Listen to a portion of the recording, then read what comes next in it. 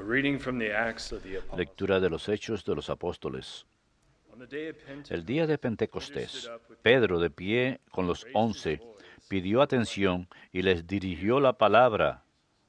Judíos y vecinos, todos de Jerusalén, escuchen mis palabras y entérense bien de lo que pasa. Escúchenme, israelitas. Les hablo de Jesús Nazareno, el hombre que Dios acreditó ante ustedes, realizando por su medio los milagros, signos y prodigios que conocen. Conforme al designio previsto y sancionado por Dios, se lo entregaron, y ustedes por manos de paganos lo mataron en una cruz. Pero Dios lo resucitó rompiendo las ataduras de la muerte. No era posible que la muerte los retuviera bajo su dominio, pues David dice, tengo siempre presente al Señor, con Él a mi derecha, no vacilaré. Por eso se me alegra el corazón, exulta mi lengua y mi carne descansa esperanzada, porque no me entregarás a la muerte, ni dejarás a tu fiel conocer la corrupción. Me has enseñado el sendero de la vida.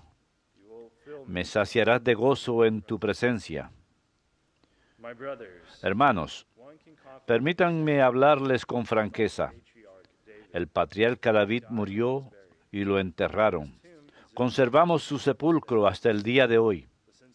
Pero era profeta y sabía que Dios le había prometido con juramento sentar en su trono a un descendiente suyo.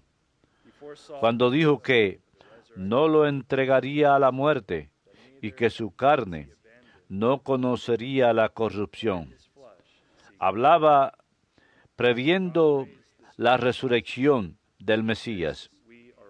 Pues bien, Dios resucitó a este Jesús y todos nosotros somos testigos. Ahora, exaltado por la diestra de Dios, ha recibido del Padre el Espíritu Santo que estaba prometido.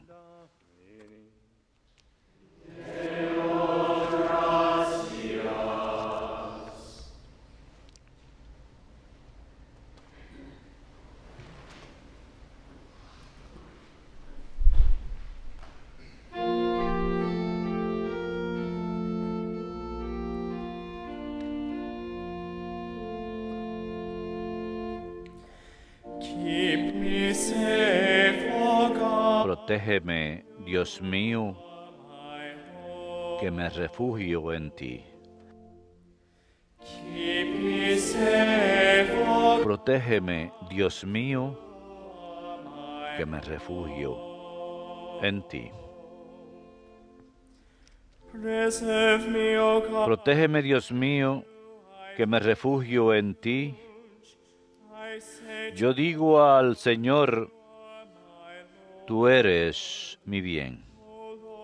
El Señor es el lote de mi heredad y mi copa.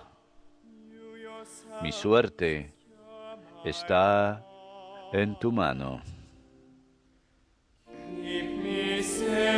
Protégeme, Dios mío, que me refugio en ti.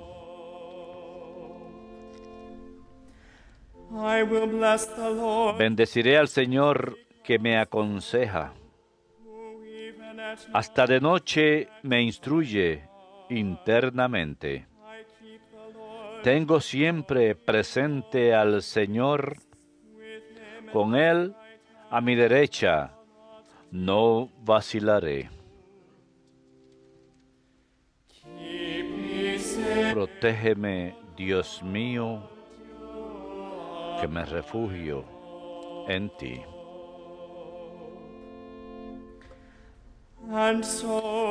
Por eso se me alegra el corazón, se gozan mis entrañas, y mi carne descansa serena, porque no me entregarás a la muerte, ni dejarás a tu fiel conocer la corrupción. Protégeme, Dios mío, que me refugio en ti. Me enseñarás el sendero de la vida. Me saciarás de gozo en tu presencia, de alegría perpetua a tu derecha. Protégeme, Dios mío, que me refugio en ti.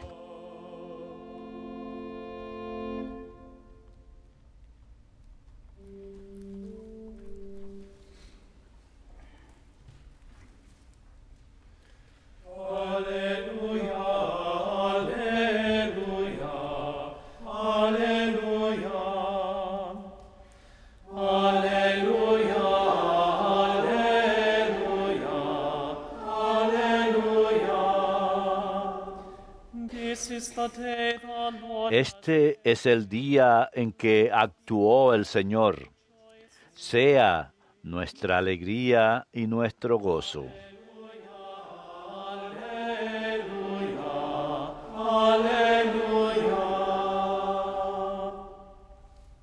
Dominus vobiscum. Et cum spiritu tuo. Lectio Sancti Evangelii secundum Matteum. Gloria a tibi, Domine. Mary Magdalene En aquel tiempo las mujeres se marcharon a toda prisa del sepulcro, impresionadas y llenas de alegría, corrieron a anunciarlo a sus discípulos. De pronto Jesús les salió al encuentro y les dijo: Alégrense. Ellas se acercaron, se postraron ante él y le abrazaron los pies. Jesús les dijo: No tengan miedo. Vayan a comunicar a mis hermanos que vayan a Galilea. Allí me verán. Mientras las mujeres iban de camino, algunos de la guardia fueron a la ciudad y comunicaron a los sumos sacerdotes lo ocurrido. Ellos, reunidos con los ancianos, llegaron a un acuerdo y dieron a los soldados una fuerte suma, encargándoles: digan que sus discípulos fueron de noche y robaron el cuerpo mientras ustedes dormían. Y si esto llega a oídos del gobernador, nosotros nos lo ganaremos y lo sacaremos de apuros. Ellos tomaron el dinero y obraron conforme a las instrucciones. Y esta historia se ha ido difundiendo entre los judíos hasta hoy. Verbum Domini.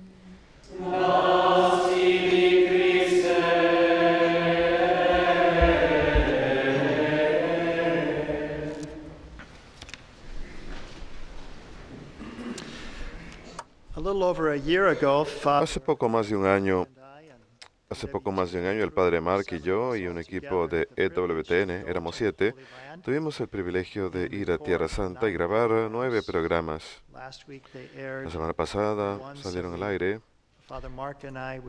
los que el padre Mark y yo hicimos, visitando los lugares relacionados con la pasión del Señor.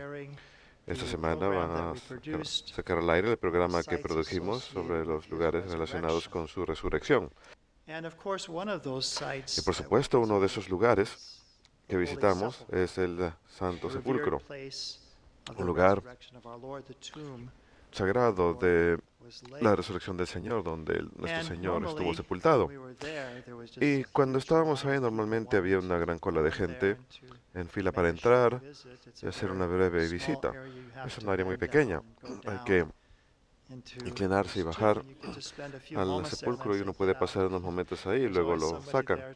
Siempre hay una persona ahí para mantener la fila en movimiento, pero hubo una interrupción en la fila, así que Bob Blake, quien estaba manejando el audio, y yo pudimos pasar algo de tiempo ahí. Y después de haber estado ahí cierto tiempo, nos salimos. Los dos nos dijimos: no queríamos marcharnos. Se sentía santidad, una presencia mientras estábamos rezando. Queríamos permanecer. Cuando uno entra, hay una banca de mármol y uno se arrodilla frente a la banca. Y la banca es un lugar de reverencia donde el cuerpo de Cristo yació. Y fue en octubre del 2016 que hubo excavaciones. Quitaron la primera capa de mármol y descubrieron que había otra capa de mármol debajo. Y había una cruz de un cruzado. Se cree que esa capa de mármol databa del siglo XII, la época de las cruzadas.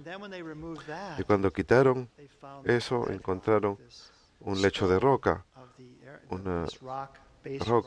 una base del área, y era una banca con una pared. Así que había un área de banca y tenía una pared. Y descubrieron también una pared en el otro lado. Y tallado había un área pequeña tallada en la piedra, que era la forma típica en que los ricos mandaban hacer sus tumbas. Y la banca era un lugar donde uno preparaba el cuerpo para su sepultura. Sabemos que cuando Jesús fue llevado a la tumba, tuvieron que hacerlo deprisa porque se acercaba el día de descanso. Estaba disminuyendo la luz, así que lo tuvieron que poner rápidamente sobre la banca para preparar el cuerpo, para envolverlo en la mortaja de lino, y iban a regresar más adelante para hacer todas las limpiezas y los rituales que tienen que realizarse. Todo esto, e incluso los evangelios, señalan el hecho de que, por ejemplo, ayer tuvimos el Evangelio de San Juan, capítulo 20, donde leemos que Pedro y Juan corren al sepulcro y Juan se agacha y mira dentro del sepulcro y ve la mortaja de lino ahí. Leemos en otros lugares también que María Magdalena y los demás se agacharon para mirar. Así que había que bajar. Y la arqueología confirma lo que el Evangelio cuenta. La semana pasada hubo un anuncio de la Universidad de Padua. El profesor Julio Fanti ha creado una imagen tridimensional, una estatua, usando computadoras, basándose en el manto de Turín. Es una estatua muy notable. Y él llegó a las siguientes conclusiones acerca del tamaño del Señor, basado en el manto de Turín. Esto fue en marzo de 2018, un artículo acerca de esta reciente presentación en la Universidad de Padua, en Italia, marzo 28. Según nuestros estudios, Jesús fue un hombre de extraordinaria belleza, de extremidades largas, robusto, medía unos 5 pies con 11 pulgadas de altura, en tanto que la altura promedia era 5 pies con 5 pulgadas en la época. Tiene una expresión real y majestuosa. Al mirar las llagas, el profesor dijo: mi hipótesis es que hubo un total de por lo menos 600 latigazos. Y en su hombro derecho estaba dislocado tan gravemente al grado que causó lesión a los nervios. Nada de esto demuestra definitivamente lo que creemos y celebramos durante esta octava de Pascua. Pero la Iglesia habla acerca de que nuestra fe en Dios y en la resurrección habla de argumentos convergentes y convincentes. Así que nuestra fe no ocurre en un vacío, no es un sueño, una fantasía que tenemos, sino que es algo que incluso la evidencia arqueológica señala, al igual que la evidencia histórica, evidencia escrita. Todas estas cosas, nuestra fe no ocurre en un vacío, tiene un elemento histórico que puede ser investigado. Como ya mencioné, la última vez que prediqué acerca de Jesse Strobel, que es un investigador independiente y ateo, editor en jefe del periódico Chicago Tribune, él decidió que él iba a realizar su propia investigación. Le dedicó 2 años acerca de la resurrección de Jesús. Y él dijo que él vio toda una gran corriente de evidencia que señalaba hacia esa verdad. Y se convirtió en creyente y escribió el libro titulado el caso a favor de Cristo, que ahora es película. Así que tenemos estos argumentos convincentes y convergentes.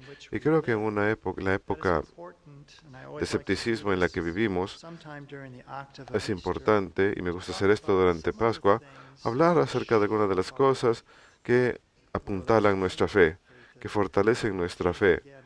Nuestra fe, nuevamente, no es algo que sea un sueño, no es mero deseo, sino que es algo que ha emergido de una realidad histórica. Así pues, tenemos algunas de las siguientes razones por las que creemos en la resurrección de nuestro Señor. Imagínense que Columbo, el detective del programa de televisión, o alguien viniera a la casa, un detective, y dijera: yo sé que John Jones robó mi televisor porque yo estaba completamente dormido cuando lo robaron. Uno preguntaría obviamente: ¿cómo sabes que fue él entonces si estabas dormido? Y el Evangelio de hoy, los discípulos dicen que alguien robó el cuerpo del Señor mientras estábamos dormidos. Ese testimonio no fue aceptado durante el siglo I, el judaísmo. ¿Por qué a menudo las mujeres son testigos de la resurrección? María Magdalena es llamada el apóstol de los apóstoles. Ella es la que le lleva el mensaje a los apóstoles. ¿Qué posible motivo pudieron haber tenido para mentir? Hoy uno puede vender libros y ganar dinero si uno cuenta una mentira lo suficientemente bien. Pero ¿qué ventajas tenían en aquel entonces para decir una mentira? Ninguno.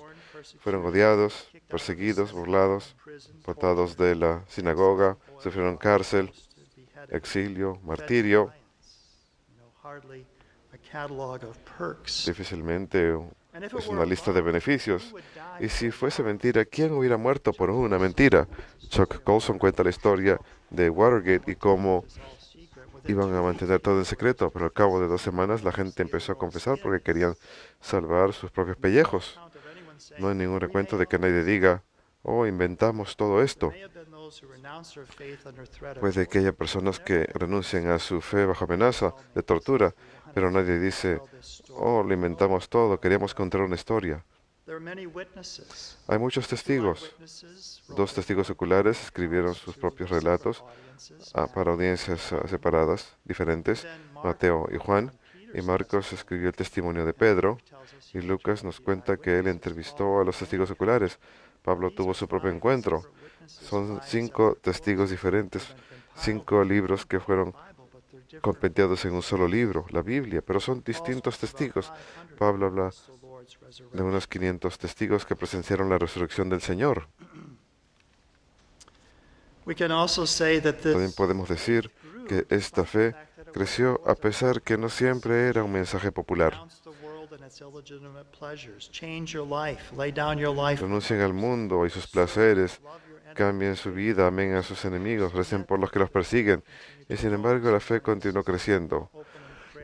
La oración colecta de esta mañana habla de cómo el Señor continúa aumentando el número de los miembros de su iglesia, y reza específicamente por aquellos que entran a la iglesia en esta vigilia de Pascua. Piensen en las personas que cambiaron sus vidas, personas como San Pablo, que cambió su vida de ser perseguidor de los cristianos a ser discípulo. La santidad de las vidas. Personas como la Madre Teresa y el Papa Juan Pablo II, la Madre Angélica, ¿cómo pudieron haber logrado todo lo que lograron sin ayuda divina? Los santos, en toda la historia, ¿cómo pudieron haber logrado lo que lograron? ¿Cómo pudieron haber vivido vidas santas sin ayuda divina? Las escrituras mismas son los libros que más han sido puestos a prueba en toda la historia. Tenemos 500 copias antes del año 500 después de Cristo.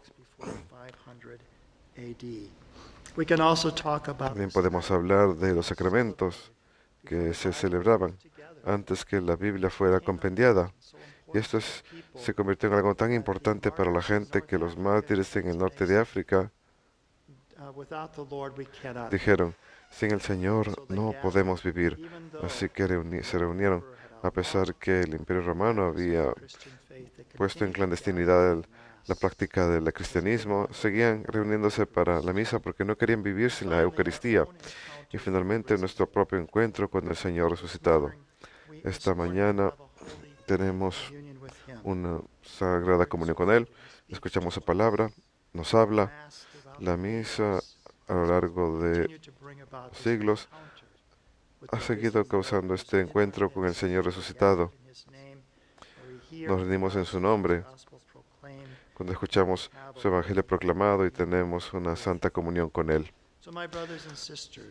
Hermanos, lo que creemos no es meramente una idea, un cuento de hadas que la gente quiere que sea verdad para que sea consuelo.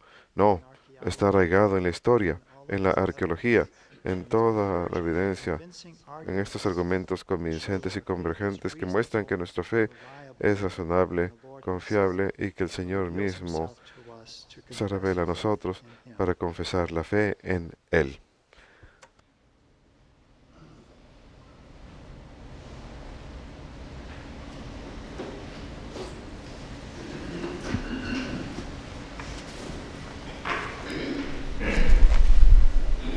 With confidence.